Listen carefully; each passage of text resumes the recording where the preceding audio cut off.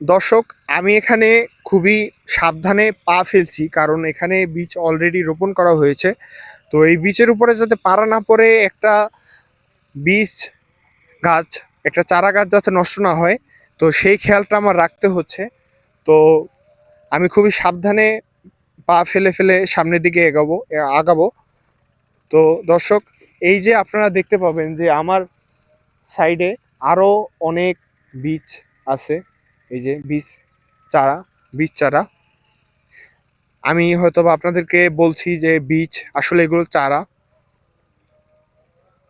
তো অলরেডি আমরা ইন্টারভিউ নিয়ে ফেলেছি কৃষক ভাইদের।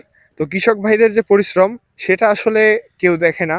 তারা, আপনারা যখন শহরে যাবেন, শহরে একটা তরমুজ, ওই তরমুজের পিছনে, একটা তরমুজের পিছনে তাদের কতটা পরিশ্রম দিতে হয়, তাদের কতটা কষ্ট করতে হয়, এইটা সম্পর্কে ধারণা রাখা আসলে আপনাদের উচিত। এবং একটা একটক ভাইরা কতটা কষ্ট করে, কতটা পরিশ্রম করে, এবং তারা এই যে তীব্র প্রখর রোদে, আমার নিচের মাথার চুল গরম হয়ে যাচ্ছে, এত রোদ।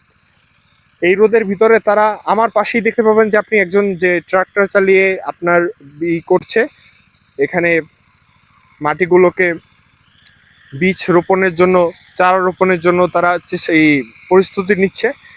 কিন্তু আসলে এই যে তীব্র রোদের কারণে যে কতটা কষ্ট হচ্ছে তাদের, তারা আসলে বলতে পারছে না। আমরা অলরেডি একজনের ইন্টারভিউ নিয়েছি, যিনি বললেন যে তিনি মাত্র 700 টাকা হাজিরা পান, এবং এই 700 টাকা হাজিরা পাওয়ার মাধ্যমে তার একটা সংসার চালায় তিনি। তো দর্শক, এই ছিল আপনাদের কাছ থেকে আরাফাত সোহান। ধন্যবাদ সাথে থাকার জন্য।